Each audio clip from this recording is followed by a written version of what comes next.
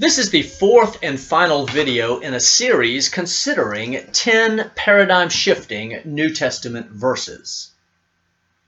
At the end of our last video, we were looking at Peter and his discussion of lawlessness. Now with verse 8, we will consider what is the error of lawlessness. The Apostle John in 1 John chapter 3 verse 4 says, "Everyone who practices sin also practices lawlessness, and sin is lawlessness." The law, the Torah, defines sin. Breaking the law is sin. Therefore, lawlessness is sin. Doing away with the law is doing away with the definition of sin, and indeed the act is sin itself. Annulment of a commandment? Sin. Teaching against the commandments? Sin. Avoiding or ignoring the commandments? Sin. See? This is why Yeshua could not have changed the Torah or abolished anything before or after his atoning sacrifice. Doing so would be sin. That is a paradigm shifter. Verse number 9.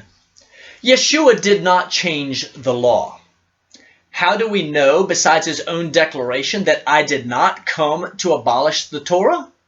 The author of Hebrews in chapter 13, verse 8 declares, Jesus Christ, or Yeshua the Messiah, the same yesterday, today, and forever.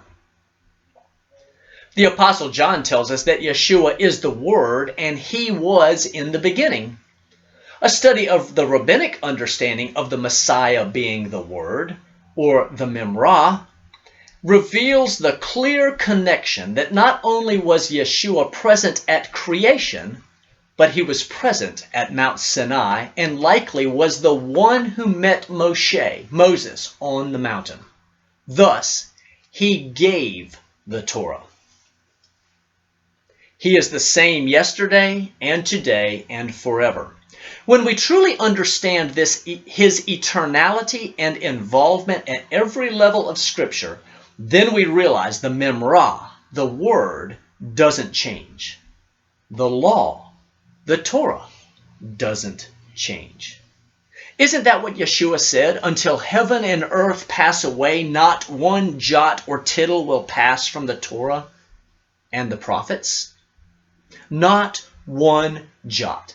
Not a single consonant, or a single vowel pointing, or even the little decorative serifs at the top of a consonant. Not one.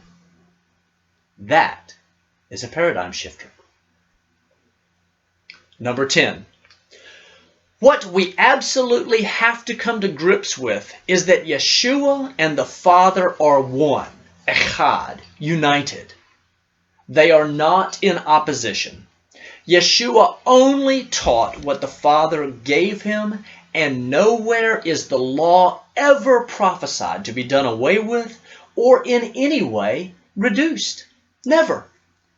Yeshua said in John chapter 7, verse 16, "My doctrine is not mine, but his that sent me." Yeshua only taught the word of his Father. Deuteronomy chapter 18, verses 15 through 19 confirm this. It's time for a paradigm shift. We've considered 10 verses from the New Testament, but there are many, many more that support what we have seen here.